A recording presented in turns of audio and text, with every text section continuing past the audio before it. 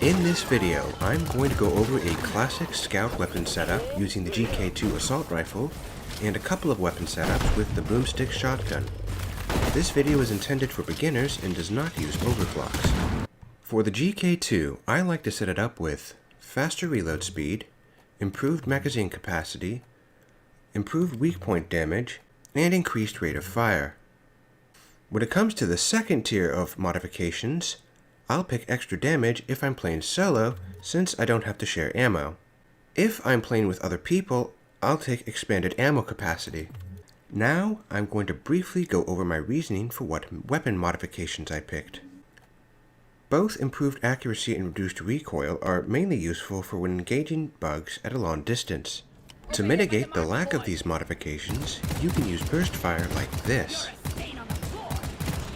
In the first tier, we have improved rate of fire, which improves the damage output by about 12.5%, or faster reload speed, which improves the reload speed by roughly 30%. Because the reload speed is improved significantly more than the damage increase of the improved rate of fire, this makes improved reload speed a slightly better option. For the fourth tier of weapon modifications, improved weak point damage is the better option, and here's why. Armor Breaker gives a strong advantage against these four enemies. Improved weak point damage gives you an advantage over pretty much everything else. On Tier 5, improved rate of fire is easily the best option. There are 3 reasons why. 1, it's a 25% damage increase. 2, it gives you an advantage against all enemies, as opposed to stun, which only gives you a small advantage against some enemies. And 3, unlike the other 2 options, the advantage of improved rate of fire is not conditional. Now, let's go over a couple of builds for the boomstick.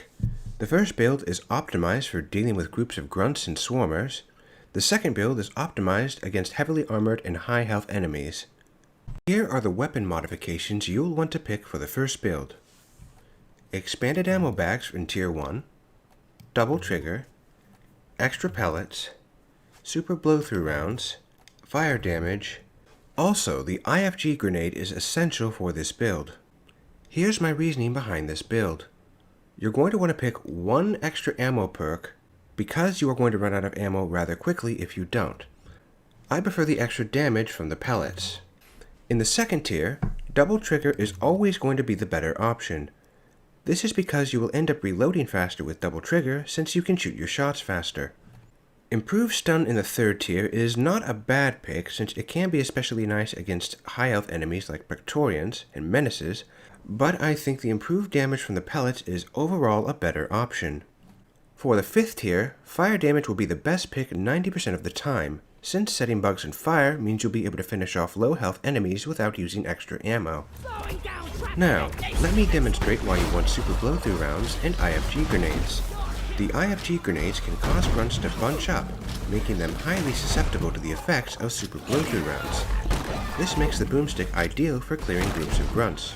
For the second build that is optimized against heavily armored and high health enemies, you will need extra damage, double trigger, extra pellets, armor breaker, and extra fire damage.